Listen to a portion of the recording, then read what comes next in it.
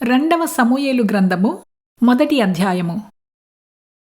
యూదావారికి అభ్యాసము చేయవలనని దావీదు సౌలును గూర్చియు అతని కుమారుడైన యోనాతానును గూర్చియు ధనుర్గీతమొకటి చేసి దానిని పట్టి విలాపము సలిపెను.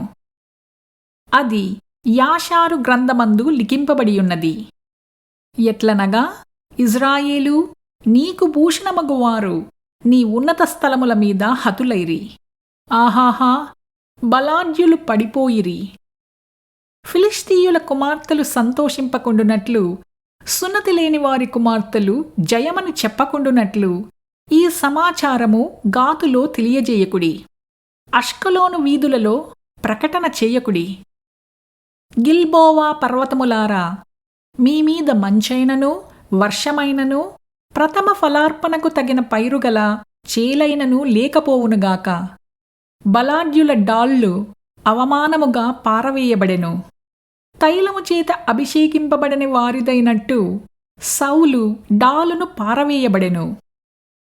హతుల రక్తము ఒలికింపబడకుండా, బలాఢ్యుల క్రువ్వును పట్టకుండా యోనాతాను విల్లు వెనుక తీయలేదు. ఎవరినీ హతము చెయ్యకుండా సౌలు కత్తి వెనుక తీసినది కాదు.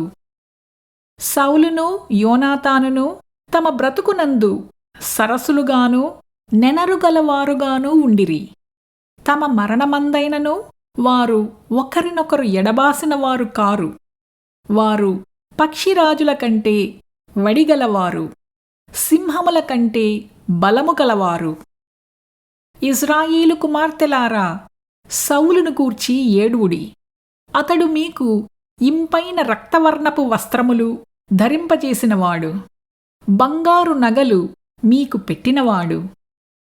యుద్ధరంగమునందు బలాఢ్యులు పడియున్నారు. నీ ఉన్నత స్థలములలో యోనాతాను హతమాయెను. నా సహోదరుడా యోనాతానా, నీవు నాకు అతి మనోహరుడవయ్యుంటివి. నీ నిమిత్తము నేను బహుశోకము పొందుచున్నాను.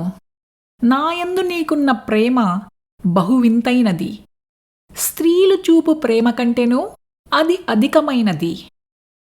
అయ్యయ్యో, బలాఢ్యులు పడిపోయిరి, యుద్ధ సన్నద్ధులు నశించిపోయిరి.